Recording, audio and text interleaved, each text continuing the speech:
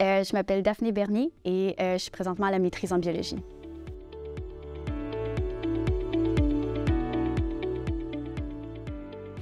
J'ai toujours aimé comprendre ce qui m'entoure, puis dans mon bac en écologie et environnement, j'ai trouvé vraiment ma passion. Puis plus j'en apprenais, mieux je voyais les liens entre les différents éléments naturels, puis ma réalité à moi, le monde qui m'entoure.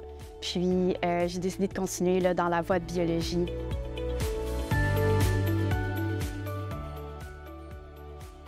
J'ai fait mon cégep en sciences de la nature, puis ensuite j'ai fait 1 an à l'Université de Montréal en mathématiques. Par contre, j'ai pas trouvé mon domaine, c'était pas vraiment ma voie. Donc j'ai changé, j'ai fait 1 an à l'Université de Montréal encore, puis j'ai fait une mineure en arts et sciences, où les 2 domaines que j'ai principalement étudiés, c'était la biologie et la psychologie. Puis dans mes cours de biologie, c'est là que j'ai commencé à trouver les cours là, qui m'intéressaient, qui m'allumaient. Puis ma mère ensuite m'a parlé du nouveau programme qui à l'époque, allait commencer en écologie et environnement à l'ICO. Puis j'ai donné une chance, j'ai fait partie de la première cohorte. Puis c'est là où j'ai trouvé, c'est ça, ma passion, puis ce que je voulais faire plus tard. Là, je trouvais qu'on touchait un peu à tout. Ça nous a permis de voir tous les différents aspects de l'écologie, de la biologie, puis de me spécialiser ensuite, là, comme je le fais en ce moment. Je suis à la maîtrise en biologie, puis j'étudie la génétique des tortues mouchetées. Donc, combiner les reptiles, que j'aime beaucoup, avec la génétique, qui est un des aspects de la biologie que je trouve fascinant.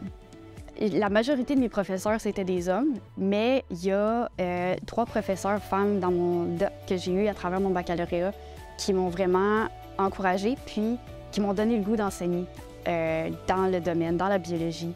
Puis, en fait, c'était pas mal juste ça, que ces 3 femmes-là m'ont vraiment donné un modèle, puis m'ont fait moi-même dire « j'ai ma place ici ».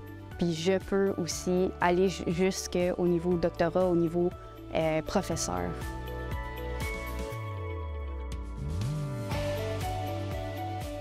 Je dirais que les avantages en tant que femme de travailler dans un domaine qui est surtout masculin, c'est qu'on a déjà un peu le spotlight.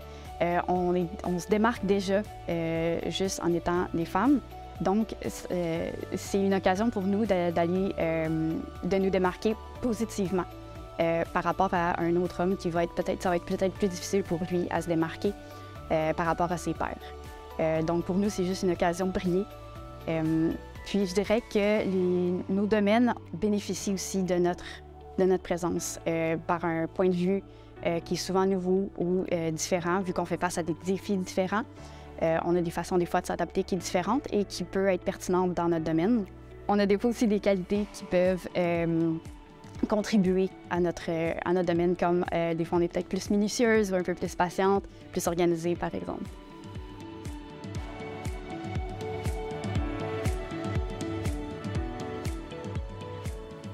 Il y a certainement des défis dans notre domaine.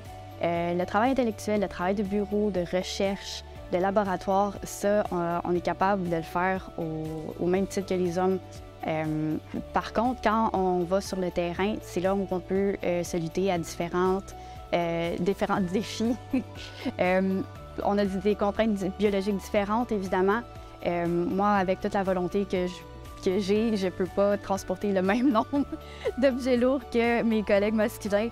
Fait que des fois, j'ai l'impression que je dois me prouver sur le terrain ou ça me pousse à aller plus vite pour faire plus de voyages de matériaux lourds ou à prendre moins de pauses que je devrais. Encore une fois, parce que j'ai l'impression que je dois me prouver. Mais je pense qu'en tant que femme, on doit approcher cette problématique-là avec plus de compassion et de patience. On est fait différemment, on n'est pas moins bonne. Au contraire, on a des qualités puis des forces qui sont différentes puis qui sont tout autant essentielles. Puis le terrain, c'est souvent un travail d'équipe. Donc, les faiblesses d'un vont peut-être être la force de l'autre et vice-versa.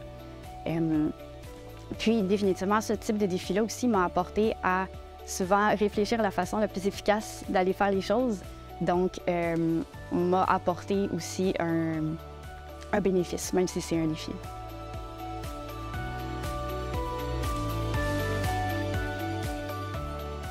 J'aime beaucoup aller chercher plus de connaissances.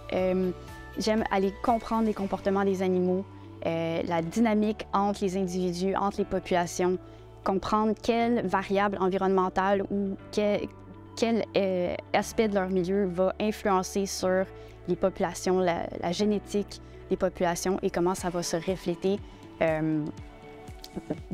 travers les données qu'on voit.